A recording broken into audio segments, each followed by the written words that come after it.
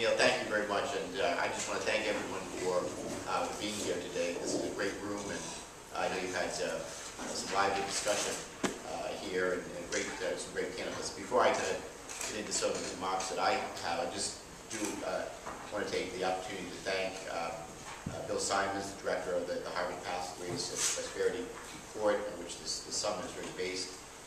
Also, President Ray Pasquale, president of CCRI, for hosting us here. And I'd be remiss if I didn't recognize the president of my alma mater, President Nancy Carriolo from Rhode Island College. Thank you, President Carriolo, for being here today.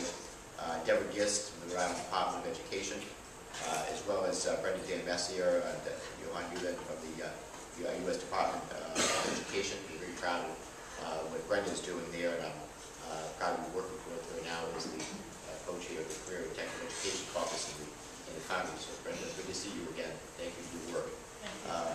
I know that Senator Whitehouse, Congressman Cicilline were here earlier and spoke at the beginning of the program. Governor Chafee is here, on his way, I should say, and of course, Charlie Bowden, who we just heard from on the last day. I appreciate your work, Department of Labor. And finally, I'd also like to thank Leslie Cato, the Rhode Island Manufacturing Extension Service, and the Rhode Island Chamber of Commerce for helping to plan this event. I know a lot of hard work went into it, half by accident, and also Curly Fisher from my staff, who's on the side of it, putting countless hours on this as well. This whole event, as Danielle is over there as well. Danielle had a great hand in helping as well. But the event is really based around the Harvard's Pathways Prosperity Report, which was released just a few months ago. And the report really is focused on our national failure to prepare millions of young people, people obviously between the ages of 14 to 25, to lead successful lives as adults. Now, we've all seen and heard the stories of our students graduating after high school or college, and they can't find jobs. They can't find jobs, then we hear our students wind up leaving the state, and how frustrating that is. What's even more frustrating, I would say, is when I've been out there in the community and I make it a point wherever I'm home on district breaks to go and tour businesses, just meeting with people in our business community, especially as we've identified that Rhode Island has a 10.9% unemployment rate, and how are businesses doing, and are they hiring, or do they have jobs available? And it is so frustrating when we hear the answer is yes, we have jobs that we want to fill, and we can't find qualified people to do the job, and they just don't have the skills, and that is incredibly frustrating. When I recently had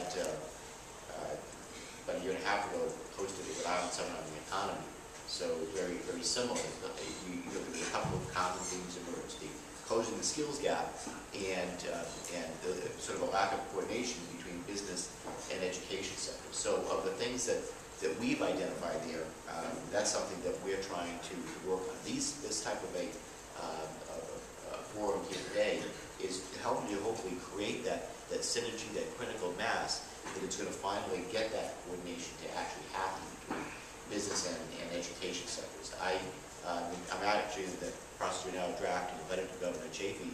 I mentioned to him yesterday, because I've been surprised to learn that we only have one person who sits on both the EDC board in Rhode Island and the Board of Governors for Higher Education, President Dooley from the University of Rhode Island. That has to change. We have to have better communication, coordination there, so that we're identifying the jobs that are there now, we're looking forward to the jobs that will be available as we go further into the 21st century, and that we are actually training and teaching to what those job opportunities will be. I also would like to see us develop a concept that came out of our RISE Summit, which is called interprenerships, making sure that we're working closer with businesses that will be willing to provide internship opportunities, both for high school students as well as college students. But it's not also about just the students learning about the business that they'd be trained, but also businesses being able to leverage and take advantage of the skill set the students may already bring to such an internship. For example, social networking opportunities. Students, young people today take to computers like fish to water and social networking, and how that the internet has changed the world for commerce and business. And I think I know young people bring these skills to the table that businesses could draw upon.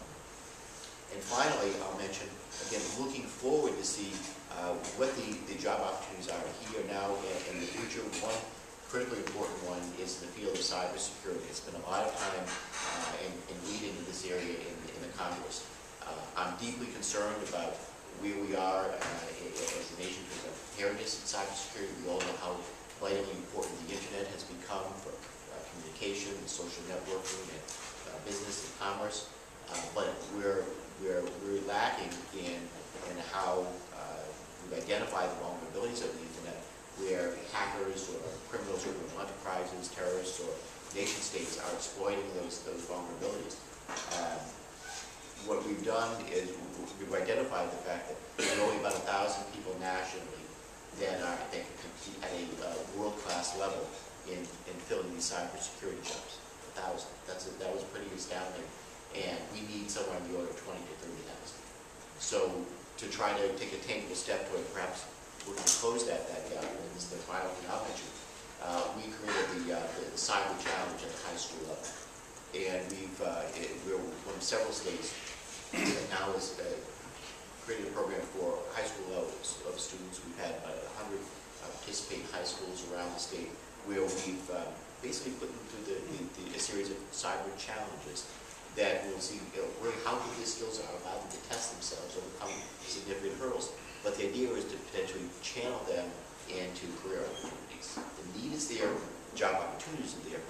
We need to make sure that they're being trained and developing those skills going forward.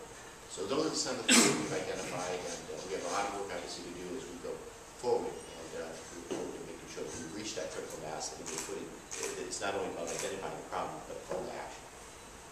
Thank you, Congressman. Thank you. Thank you for your leadership and commitment. Dr. Ferguson?